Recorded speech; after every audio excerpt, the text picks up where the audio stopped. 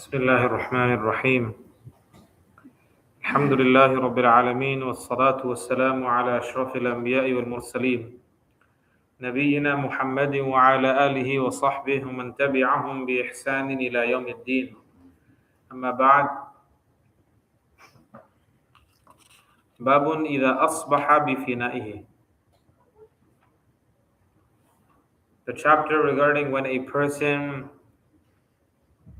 visits a person's property in the morning. وعن المقدام أبي كريم السامي رضي الله تعالى عنه قال النبي صلى الله عليه وسلم ليلة الضيف حق واجب على كل مسلم. The Prophet صلى الله عليه وسلم, he says that one night of hospitality is incumbent upon every single Muslim. فمن أصبح بفنائه فهو دين عليه. He says, so anyone who appears within your property, the courtyard of your home, that person becomes a debt unto you. فَإِنْ شَاءَ اقْتَضَاهُ, either that person can fulfill that debt, وَإِنْ شَاءَ تَرَكَهُ, or this person can abandon it. Many of the ulama, when commenting on hadith like this, they make mention of the fact that Jalaluddin al-Suyuti and them, they mention that some of these narrations with regards to showing hospitality were rules that used to be wajib, required from us, and then later on the necessity was abrogated. It is no longer something that's necessary for us to do. However, the ahadith still apply in terms of the heavy encouragement of trying to be the best host that you could possibly be.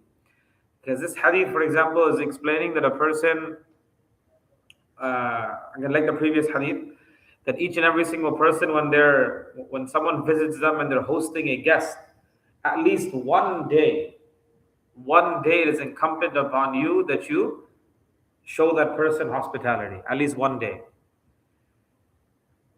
Now, the narration that came last week talked about that special treatment is one day, and then hospitality lasts for a total of 3 days. Anything beyond that is extra. Right? This hadith that came last week. The ja'izatul dayf yawmun wa layla wa diyafatu thalathatu ayyam fama ba'da dhalika fahuwa sadaqa. That one day of special treatment, then 3 days, meaning with the 1 day, 3 days total of hospitality. Everything after that is optional. But this hadith mentions over here that the Prophet ﷺ is saying that one night is incumbent upon every single person. And the Prophet ﷺ stresses the point by saying that فَمَنْ أَصْبَحَ بِفِنَائِهِ, he goes that anyone who wakes up in the morning and is within a person's property, فَهُوَ دَيْنٌ عَلَيْهِ, this person becomes a debt onto the person, the owner of that property. I mean, the owner of that property must now host you. Now, what does that mean? The person can just show up to anyone's house and that person now must host this individual. Aha, I'm here. So therefore, Jalaluddin al-Suyuti and many ulama mentioned that in the initial stages of Islam, for the purpose of tabligh, for the purpose of spreading the religion, this was something that was incumbent. That you were to go out of your way to be kind to people, to go out of your way to make room, to be hospitable, to be the best host that you could possibly be. That if some random person appears in your property in the morning, let that person stay and keep that person for at least 1 day, even if you don't know who that person is. He goes, but later on, he says that we understand from the narrations that many of these things are recommendations. The one thing that is for certain is that a person is not allowed to harm their guest. A person is not allowed to ridicule, just shoo away a person from their doorstep and disrespect them. That is something that is still prohibited. However, the one thing that we do understand is that it is a circumstantial thing, that depending on how close you are with an individual, you owe that person some level of hospitality. However, this hadith Suyuti rahimahullah ta'ala and many of the other ulama believe that this hadith is abrogated. This ruling no longer applies. That any person who shows up at your doorstep, you must be hospitable towards that person for one day. At least he goes that this is no longer an applicable ruling. However, the ulama say that from here we still understand one thing of how important it was once upon a time at least for a person to be hospitable. That any random person comes, you must show hospitality to that person. Babun idha asbaha ad-dayfu mahruman. So now he brings another narration. The chapter regarding a guest that wakes up in the morning deprived, meaning a person who deprives their guest of hospitality. On Uqbat ibn Amir radiyallahu ta'ala anhu, قال قلت يا رسول الله إنك بعثتنا فننزل بقوم فلا يقرون. Sayyidina Uqbat ibn Amir radiyallahu ta'ala, he says that, Ya Rasulullah, sometimes you send us to certain areas and we spend some time and we camp among a group of people لا يقرون, who are not hospitable towards us. They show us no hospitality. فما ترى في ذلك? What do you have to say about such and such people? فقال لنا, the Prophet sallallahu alaihi wasallam tells us, إن نزلتم بقوم فأمر لكم بما ينبغي للضيف فاقبلوا. He says that if you camp and you stay with certain people, and then you are given things that are most appropriate, things that a guest should be given. You're given treatment that a guest should be given. فَاقْبَلُوا, then accept the treatment. That is your right. فَإِن لَمْ يَفْعَلُوا, but if they don't treat you well, they're not hospitable, فَخُذُوا مِنْهُمْ حَقَّ الضَّيْفِ الَّذِي يَنْبَغِي لَهُمْ. He says, and take from them the right of the guest that is most appropriate for the guest. Again, this is another hadith where Jalaluddin as-Suyuti is explaining this hadith is abrogated. Because the hadith is telling you that if you go to visit a person and that person is kind to you and they treat you well as a guest, then that's good, accept it. Because however, if that person does not treat you well, then you can take from their wealth whatever you need. Because this hadith no longer applies in this context.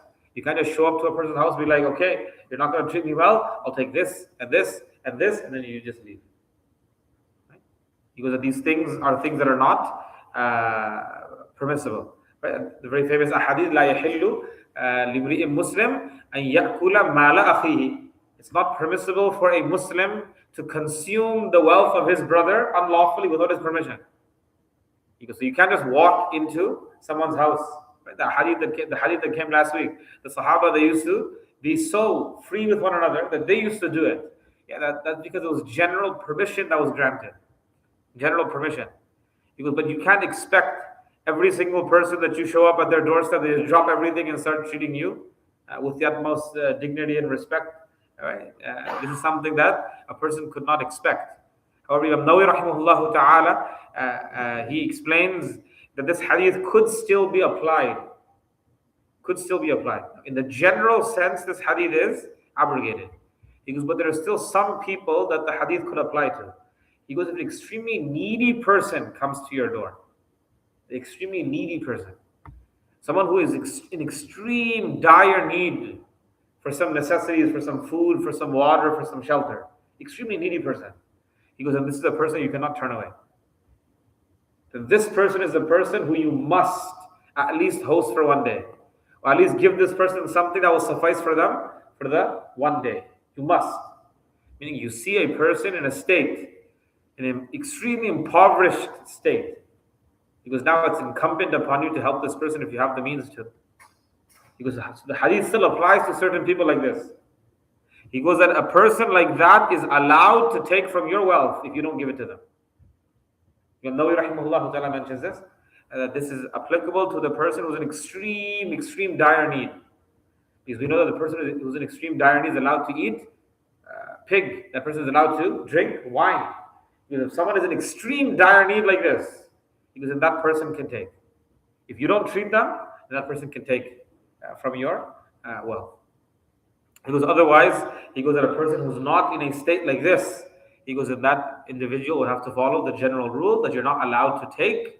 لا يحل لامرئ من مال أخيه إلا بطيب نفس منه. that a person is not allowed to take from the wealth of another person except if that person is happy and content with you taking their wealth, meaning they're gladly sharing the wealth with you. Otherwise, you're not allowed to take someone's money without their permission. Babu khidmatir rajul ad-dayfa bi nafsihi. The chapter regarding a person serving their guest by themselves, meaning they themselves serving the guest. وَنَبِي حَازِمٍ قَالَ سَمِعْتُ سَهْلَ بْنَ سَعْدٍ. I heard Sahl bin Sa'd report أن أبا أسيد الساعدي دعا النبي صلى الله عليه وسلم في عرسه. Because I heard that Abu Usaid al-Sa'idi, he invited the Prophet sallallahu alaihi wasallam for his wedding. وَكَانَتْ إِمْرَأَتُهُ خَادِمَهُمْ يَوْمَئِذٍ. He says, and his wife was the one serving the Prophet sallallahu alaihi wasallam and the senior Sahaba food on that day. وَهِيَ الْعَرُوس. And she was the bride herself. فَقَالَتْ. So then she remarks later on in life that do you know what I fed the Prophet sallallahu alaihi wasallam on that day? أَتَدْرُونَ مَا أَنْقَعْتُ لِرَسُولِ اللَّهِ صلى الله عليه وسلم. What I fed the Prophet? قَالَ أَنْقَعْتُ لَهُ تَمَرَاتٍ مِنَ اللَّيْلِ فِي تَوْرٍ. He was the night before I had soaked some dates in water and then I gave those dates to the Prophet sallallahu alaihi wasallam. Meaning we had some dry dates, I soaked them overnight and we presented those dates to the Prophet sallallahu alaihi wasallam on the day of the wedding. Imam al-Bukhari rahimahullah ta'ala brings the hadith to stress the point that a person hosts some guests, you should be the one to serve them. If you are the host, you should be the one to serve your guests, not getting someone else to do it. He goes that look in this hadith, he goes the wife Abu Usaid al-Sa'idi, she's the bride and she's serving the guests. She's the bride. Abu Usaid invites the Prophet sallallahu alaihi wasallam, some senior Sahaba, and his wife, who's the bride on that day, is feeding them. Because again, on a day, meaning a person, the day a person gets married, because even that day, the Prophet sallallahu alaihi wasallam, this hadith is showing us that even on that day, a person should not let their guests go unattended. This person should be the one tending to their guests. Babu man qaddama ila dayfihi ta'aman faqama yusalli. This is the final chapter Imam al-Bukhari rahimahullah ta'ala brings regarding the treatment of guests. This is the chapter regarding a person who presents food before their guest. فَقَامَ يُصَلِّي. Then that person stands to perform salah.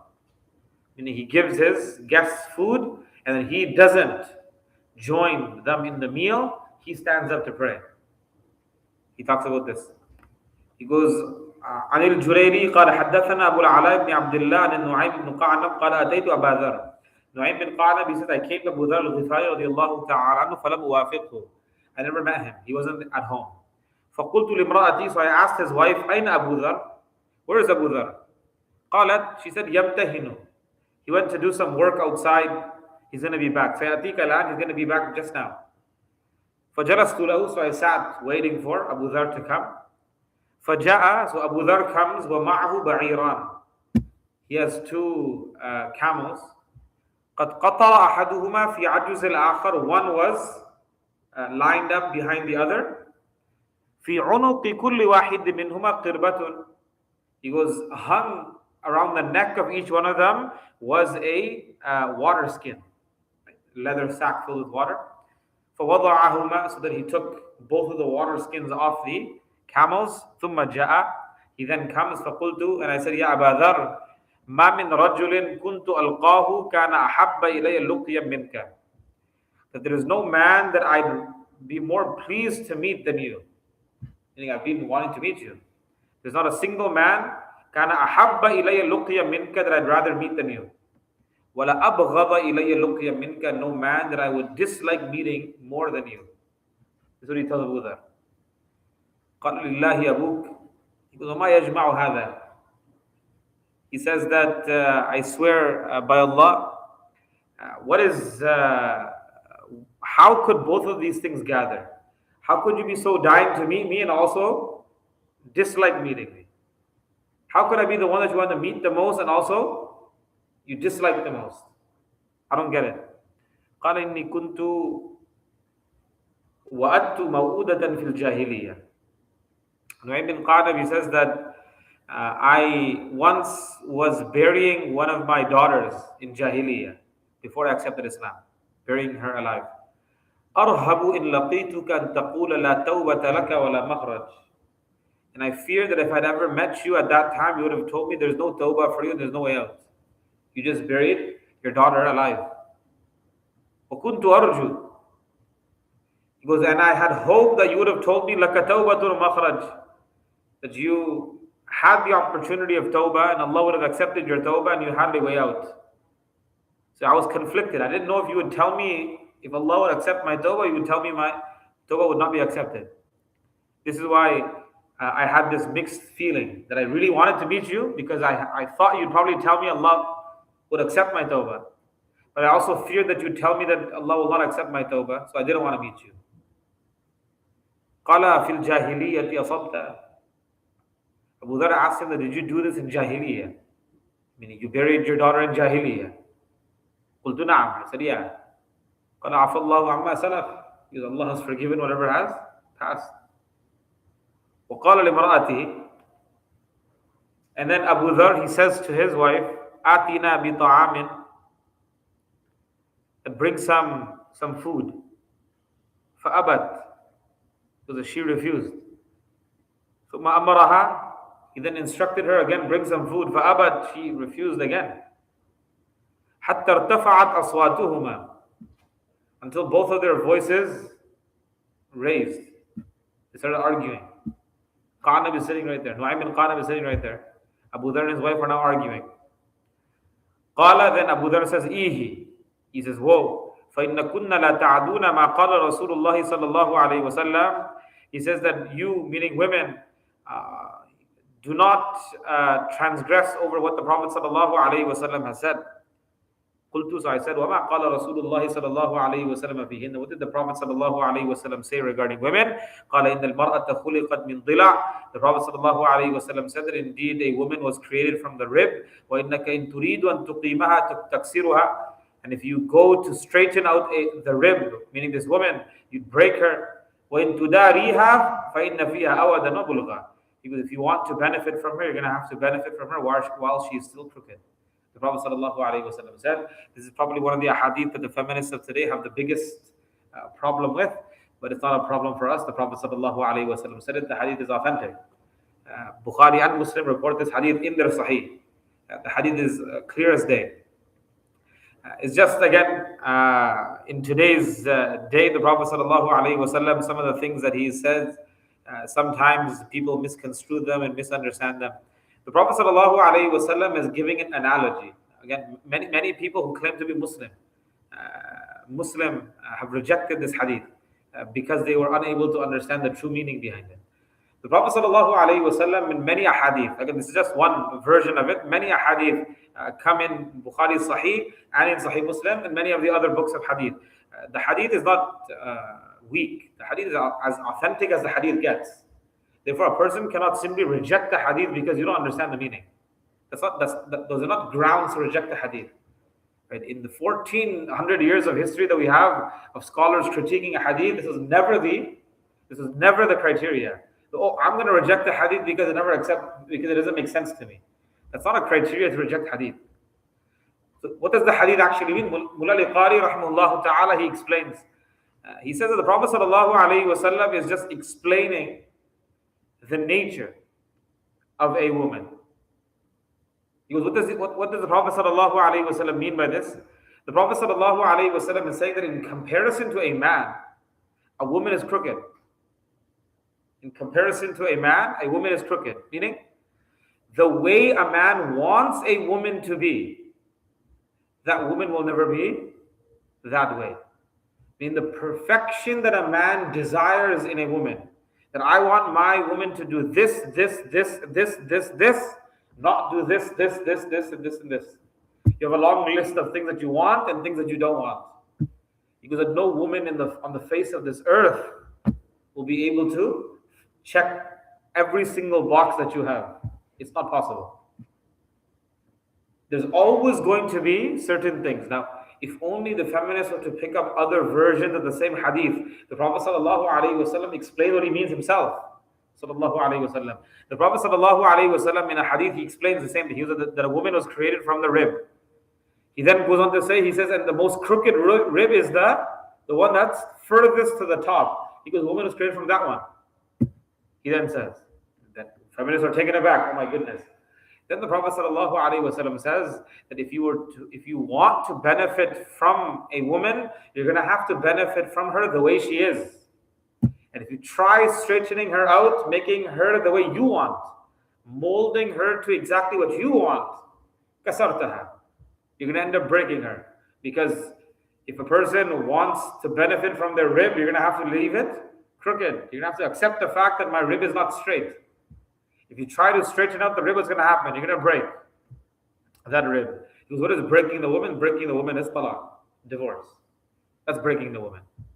Okay, then the Prophet ﷺ, in a third version of the hadith, he explains, if there are certain traits of the woman that you dislike, there will be many others that you like. And what is the Prophet ﷺ referring to? He's saying in the eyes of a man, the woman will always be considered crooked. In the eyes of a man. Now, why would a man consider the woman to be crooked? Because from the 50 things a man desires, she's only doing 40. She's only doing 30. She's only doing half. The Prophet ﷺ is saying that don't try to mold her into what you think the ideal woman is. That's not what it is. Now, the ideal woman is the woman that adheres to Sharia. That's the ideal woman. Because, but for example, each and every single person has their likes, their desires, and they have their dislikes. Because now your dislikes and your likes are oftentimes shaped by society. A man wants his wife to dress like this and like this, wear this, wear this, wear this, not wear this, not wear this, not wear this. Okay, if the thing that you want is Islamic, then we have no problem. Then forget you wanting that. Allah wants that. So that's not you. That's Allah wants that. We're talking about emotional things. We're talking about things of desires that you want. Lawful things. But those are just your preferences. Because if you want your preferences in this woman, and you want her to do every single thing that you want, the simple question is this: are you prepared to do every single thing she wants?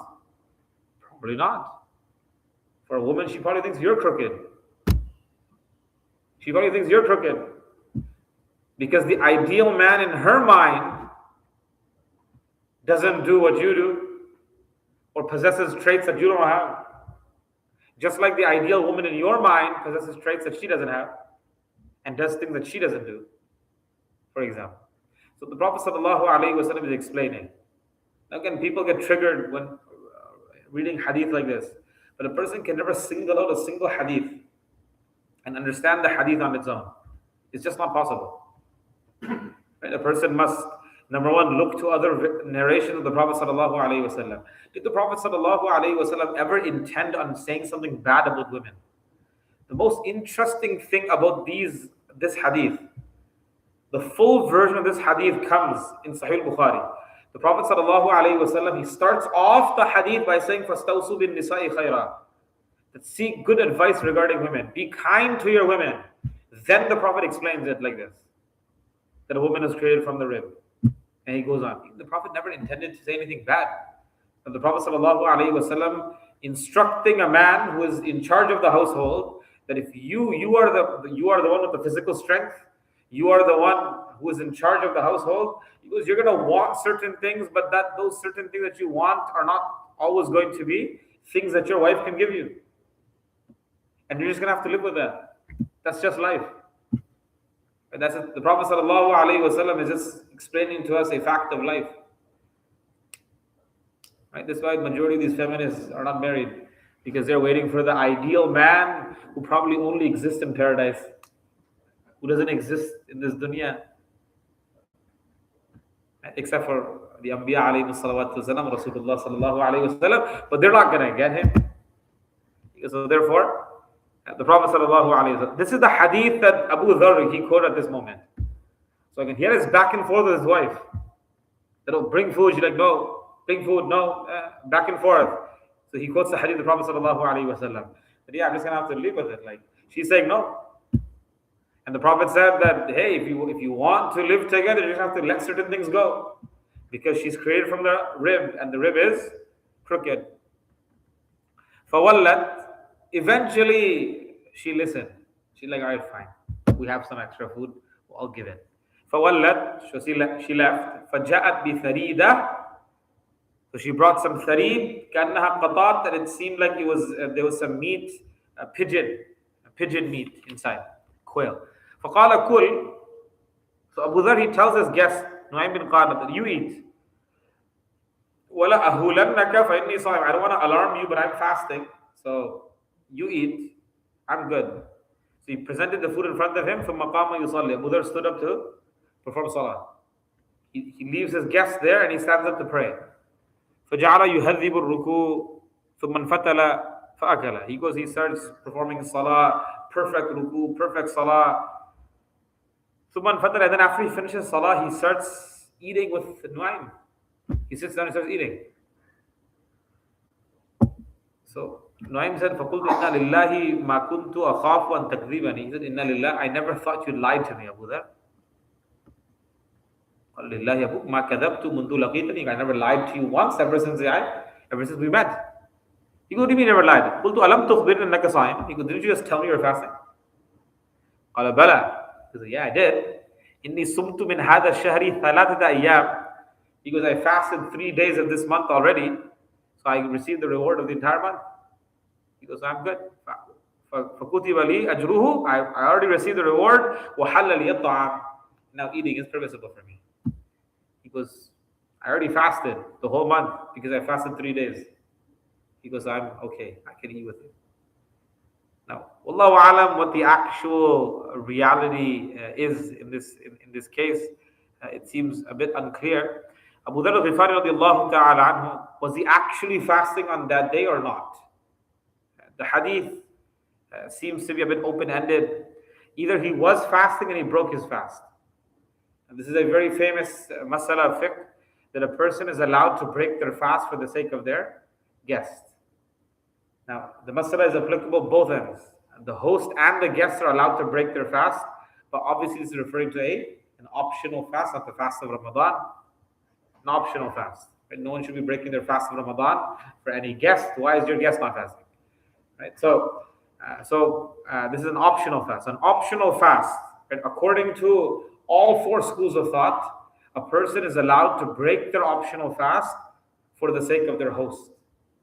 Or a host is allowed to break the optional fast for the sake of the guest. That's one thing. The second thing is now a bit of a debated issue. Once you break a nafil, an optional fast, what is the recourse? What's the next course of action? According to Imam Abu Hanifa and Imam Malik rahimahullah ta'ala, you now need to make up that fast. You're going to have to fast another day in place of this one, the one that you just broke. So it was permissible for you to break the fast, no sin. But because you started a fast and you didn't finish, you have to now make up that fast another day. According to Imam Shafi'i, Imam Ahmad, you don't need to make up that fast, you are okay. So you can break the fast and then you can just continue. You'll be rewarded for however much of the day you fasted, and that's done. According to Abu Hanifa and Malik, you do not get any reward for this fast. You have to replace with another one, you'll get rewarded for that one. So the debated issue. Now, as far as this hadith is concerned, this hadith doesn't clearly tell us whether he was actually fasting or not. It actually seems like in the end he says what? Oh, I wasn't really fasting. I told you that I fasted, and I have fasted because I fasted 3 days of the month. That means I'm technically fasting the whole month. So, Allahu alam. As far as the issue is concerned, this hadith is not proof for either one of the stances. But this is the issue. Sayyidina Abu Dharr al-Ghifari radiallahu ta'ala. Sayyidina Abu Dharr al-Ghifari radiallahu ta'ala was a very unique companion of the Prophet sallallahu alayhi wasallam. Very unique in the sense that he never stood down. He always stood up for whatever he believed was the truth. Abu Dharr al-Ghifari radiallahu ta'ala had some very, very extreme, you could say, opinions. Again, extreme, I'm saying extreme in comparison to the rest of the Sahaba. Abu Dharr al-Ghifari radiallahu ta'ala believed that you are not allowed to keep any extra money at home. You're not allowed to keep anything. He believed that you're only allowed to keep what is sufficient for the day. Everything else you must give away. Everything. To the extent that Abu Dhar was more senior to many of the Sahaba, he used to go around Medina Munawwara bothering the younger companions. Where'd you get this from? Give it away. Where'd you get? Oh, you have two of these. Give one away. He used to force people to give their money away. It became such a problem that the Sahaba complained to Umar al-Khattab radiallahu anhu. He then sent Abu Dhar far away from Medina. He was, Abu Dhar, I think you should go live over here. And he sent him away. That's how much of a problem it became in Medina. Abu Dhar Ghifari radiallahu ta'ala, but technically always stood his ground. Until the very end, he told Umar, he goes, no, what they're doing is incorrect. But Umar said, okay, that's fine. You can go to this faraway area. And said Umar radiallahu ta'ala, he then sent him away wherein he wasn't causing these issues. So Abu Dhar was very interesting in this regard. So even over here, said Abu Dhar Ghifari radiallahu ta'ala, he has this interesting take on this issue. And Imam Bukhari rahimahullah ta'ala simply brings the hadith because is it against the respect of your guest that you present them food and you stand up to perform salah? So Al-Bukhari rahimahullah ta'ala believes no. And that's why he brings the hadith of Abu Dhar. However, it's not, I guess, that simple. If we go back to the same mas'ala of fasting and can you break your fast or not, many of the Hanafi ulama were a bit opposed to the idea that you could break your fast simply because your host wants you to. They were opposed to the idea initially. They said that you're only allowed to break your fast if your host will be troubled or hurt by you not breaking your fast. It's only if your host is going to be hurt. Meaning they're going to get offended. How come they're not eating? So if your host will get offended, then you're allowed to break your fast. Now, this is not the majority Hanafi position, but some ulama, I'm just trying to give you perspective here. Some ulama believe that the issue of the guest and breaking your fast, for example, for the guest, is only, or for your host, is only if the other party will get offended. If they're not going to get offended, they understand that, oh, the person is fasting, he goes, then you let it be. That person should not break their fast. Now, again, everyone has permission to not break their fast. You don't have to break your fast. He goes, but they're saying that if the person's going to get offended, then you should break it. Okay, same thing. You present food before your guests and you just stand up to pray. He goes, it should be the same. Are they going to get offended or are they not going to get offended? It depends, right? Societal thing, different societies have different norms. In the time of the Prophet sallallahu alaihi wasallam, it probably wasn't a big deal. It probably was not a big deal. But in the time of maybe later on, maybe a few hundred years later, maybe it is. In certain societies, it may not be a big deal. In certain societies, it may be. So depending, right? Depending on your circumstances, it would be okay for you to do it, or maybe not okay for you, not ideal for you to do it. Allahu a'lam. Allah subhanahu wa ta'ala grant us the correct understanding. Subhanahu wa bihamdika nashhadu an la ilaha illa anta nastaghfiruka wa natubu ilayk. Assalamu alaikum wa rahmatullahi wa barakatuh.